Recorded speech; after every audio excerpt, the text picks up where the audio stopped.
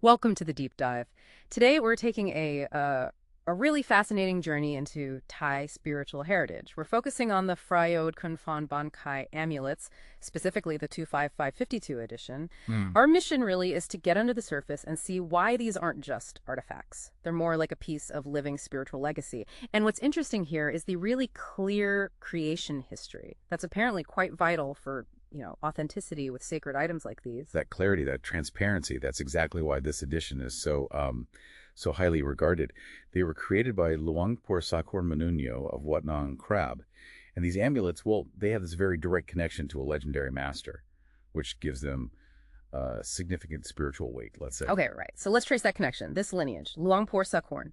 He's known as a direct disciple of the highly revered Luang Pu Tim Isariko of Wat Lahan Rai, a giant in Eastern Thai traditions. A true titan, absolutely.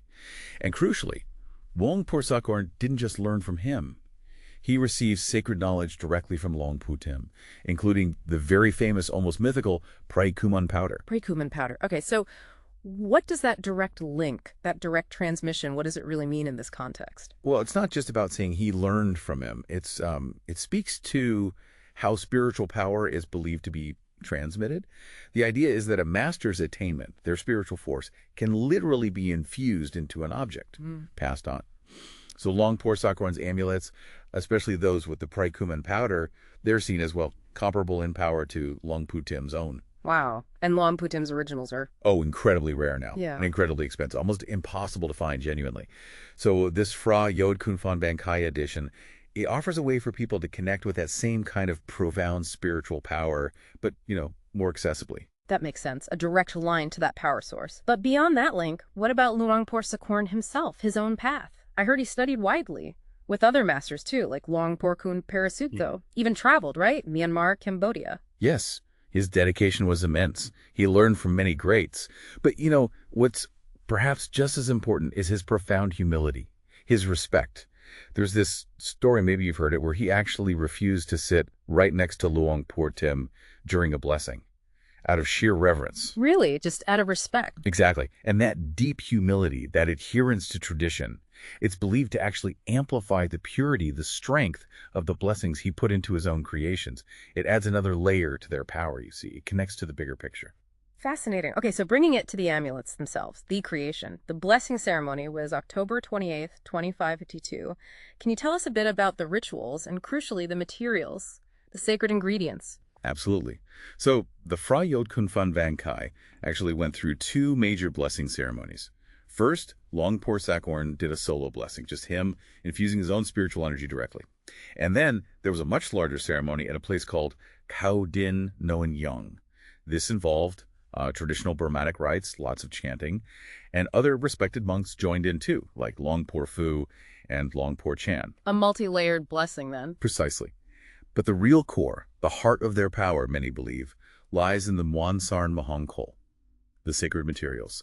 And the most famous, the most potent ingredient is that Phra Yod powder from Luang Pu Tim. Right, the Phra Yod. What exactly is it believed to do? What qualities does it bring? Well, this powder is legendary. It's believed to impart qualities like metamahanyom, that's like great popularity, kindness from others, also mahasana, which is powerful charm, attraction, and chuklap luck, fortune, prosperity. Okay, so that's the Phra Yod powder, and this is where it gets really interesting for you, our listener. Were there other special ingredients mixed in to make it even more potent? Oh, definitely. It wasn't just the Phra Yod. They also included Wandak Song, which is golden flower herb, known for strong charm properties, and powder called Phra Yailan from Wat Ban Lung. Now, this was already blessed by many great monks, including Luang Pu Tim himself, and it's said to grant protection, even in vulnerability. Invulnerability, wow. And they even added sacred earth from 7 different forest clearings. And get this, 7 different cemeteries. Cemeteries? Why cemeteries? It's believed to attract wealth, but also to powerfully ward off evil or negative influences. So you see, the combination is very comprehensive, synergistic. It sounds like an incredible amount of care, and, well, spiritual technology went into these. What about the different kinds? Were there many made? They created several variations. Some were made from metal alloys, like Noalahaka, others from powder. And some of the powder ones had special editions, like rare gold or silver takrits. Those are tiny, rolled-up sacred scrolls. Sometimes consecrated gems, too. But the numbers were often very limited. For instance, the large-sized Prekuman powder version with 2 gold takreds. Only 199 pieces were ever made. Only 199, so quite rare then. Extremely rare for that specific type, yes. And alongside the main Phra Yod Khun Phon, other related items were blessed at the same time.